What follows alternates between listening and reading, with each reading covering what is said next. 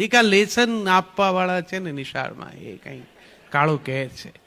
એ બાળકે ઘરે આવીને જે કરવાનું છે એ ગૃહ કાર્ય બીજું છે. શાળામાં જ એના ભાગનું કામ પૂરું કરી દેવું જોઈએ. હું તો કોઈ દિવસ ઘરકામ કરીને ગયો નથી નિશાળમાં, એકે વાર નહીં હો. મારા પપ્પાએ મારી સ્કૂલની નોટની પાછળ ચિઠ્ઠી લખી લે, ચિરંજીવી તુષારે ગૃહ કાર્ય કર્યું નથી, આટલું. તે મારા શિક્ષકને હું દર વખતે બતાડતો. પછી તે એમણે મને કહી દીધેલું કે હવે કોઈક વાર લેસન લાવો ત્યારે લેસન બતાડજો.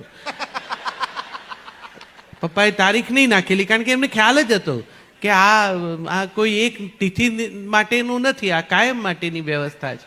બાળક ઘેર આવી જાય પછી ઘરનું વાતાવરણ, મમ્મી પપ્પા, એમાં બીજી ઘણી બધી પ્રવૃત્તિઓ કરવાની હોય. આટલો કંઈ જુલમ હોય. પણ હવે બાળકોને આપણે આપણા હાથે આ હરીફાઈમાં નાખી દીધા છે. અને દરેક માણસ બીજાનો જ વાંક કાઢીને એમ કહે છે એટલી બધી કોમ્પિટિશન છે ને.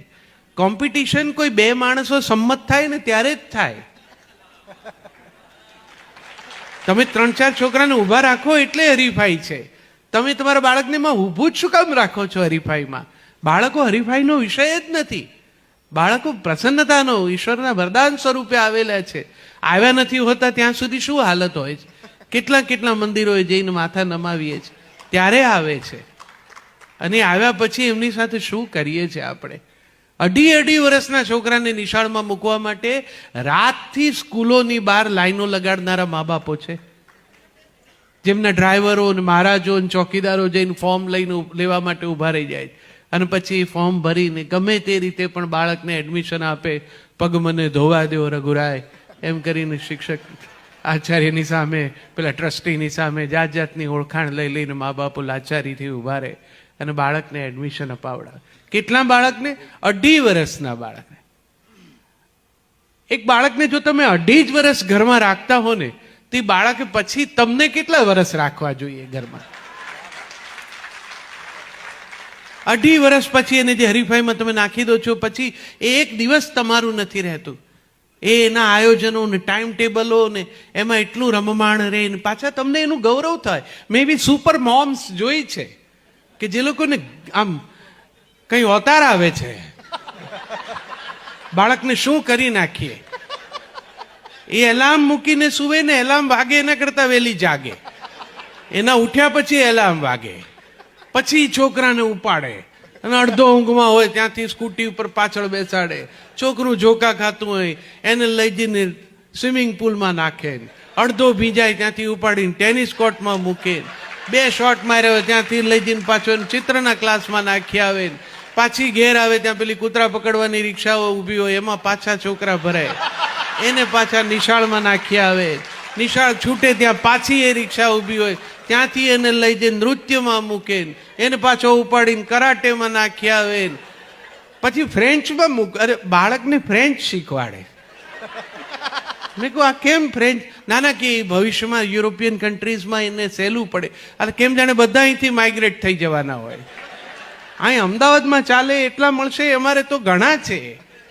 દરેક બાળક પાસે આ પ્રકારનું ઉત્તમ કઢાવવા માટેનો આટલો અઠાગ્રહ અને આટલું બધું જો તમારે કરાવવું હોય, એક બાળકને નૃત્ય આવડવું જોઈએ, જુડો કરાટે આવડવા જોઈએ, ક્રિકેટ આવડવું જોઈએ, તો મા બાપ તરીકે તમારે સહેજ વહેલા વિચારવું જોઈએ. આ એક બાળકનું અલગ અલગ કામ છે.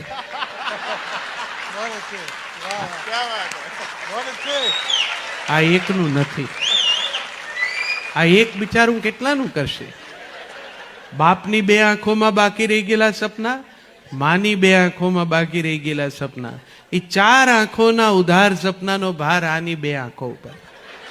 અને આની 2 આંખોને પોતાના સપના હોય એવું તો કોઈ વિચારતું જ નથી. એવી દશા કરે છે છોકરાઓની. મને ઘણી વાર એમ થાય કે આ કોકના છે ને એમને આપ્યા છે કે એમના જ છે. એવું ત્રાસ વર્તાવે, એવી રીતે અહીંથી અહીં ટ્યુશનમાં નાખે, ત્યાં ટ્યુશનમાં મૂકી આવે.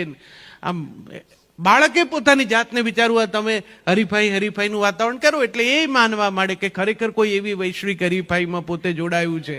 એ જાતને ખેંચે ને 80% કેપેસિટી વાળો છોકરો ખેંચાઈને 87% લાવે. અને મા બાપ 2 જણા જાણે જ્યારે કે 87% આવ્યા છે એટલે એવા નિરાશ થઈ જાય. ગેલેરીમાં ના દેખાય ફ્લેટની, એમને ચિંતા હોય કોક પૂછશે તો, અને પૂછનારા પાછા રાહ જોઈને બેઠા હોય. ફ્લેટમાં જે ઉપર રહેતી હોય ને એ રોજ ડોકાઈને નીચે જુએ ક્યારે આની મમ્મી દેખાય છે ગેલેરીમાં, અને 2-4 દિવસે તો એને આવવું જ પડે. એ દેખાય એટલે પેલી ઉપરથી ઝૂકીને પૂછે કેટલા આવ્યા. ના બિચારી નિરાશાથી કે 87%. એમ 87? તો કાંઈ નહીં થાય. અરે બેન, તું ઉપલા માળે રહે છે, ઉપર વાળી નથી. આનું ભવિષ્ય તું બાકી લઈશ. અને આ બે મા બાપ 80માંથી 87 સુધી જાતને ખેંચીને જે બાળક લાવ્યું છે એ બાળકને માટે ચહેરા પર પ્રસન્નતાનો એક પણ ભાવ ન દેખાડે એવા આ બે મા બાપ કેટલીક વાર એવા હોય છે કે જે બેના ભેગા 87 નથી આવ્યા હોતા. આ દશા છે. આપણા સંતાનો સાથેનો આપણો સંબંધ કેવો છે, પછી એમણે આપણી સાથે કેવો રાખવો જોઈએ. સેજ જાગૃત થાવ. ક્યાંય હરીફાઈ છે જ નહીં. જગતની 5 મહાસત્તાઓમાંથી 3નું શિક્ષણ ને તમામ વ્યવહાર એમની પોતાની ભાષામાં થાય છે. તમે તો અહીંયા એક ત્રીજી ઉધારની ભાષા લીધી છે. મધર ટંગને બદલે આ અધર ટંગનું ગાંઠ પણ છે, અને એમાં બાળકને ભણાવવાનો.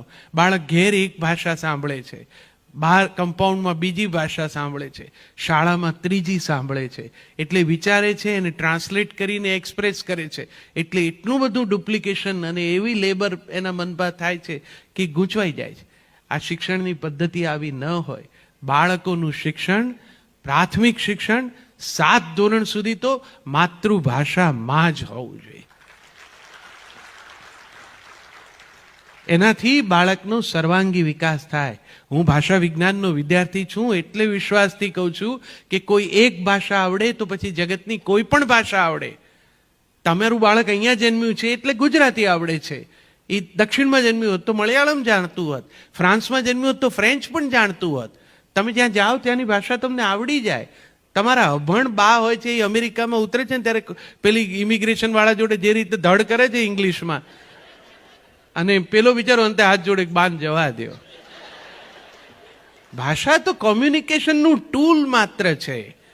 કોઈ એક ભાષા આવડી જવાથી કોઈ વિદ્વત્તાનો દાવો ના કરી શકાય. એ તો એક એક્સપ્રેશન છે માત્ર. તો બધું આનંદ ચોક્કસ કરજો, પણ મારા જેવા ને અહીંયા સુધી આવવા મળ્યું હોય તો બાગેશ્રીના મિત્રોને હું ખાસ કહું કે હરીફાઈનો બોધ મનમાંથી કાઢી નાખજો.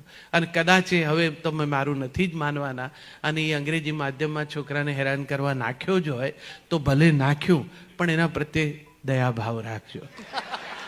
એટલું યાદ રાખજો કે તમારા છે અને કાલ તમારા હાથ પગ નહીં ચાલે ત્યારે આણે તમને રાખવાના છે. એની એટલો વિચાર કરીને એની સાથે વ્યવહાર રાખજો, તો પછી વાંધો લગભગ કદાચ ના આવે. કારણ કે એમ તો આપણા છોકરા સંસ્કારી છે. આપણી પાસેથી બીજી તો શું અપેક્ષા રાખે એ લોકો, પણ આપણા છે.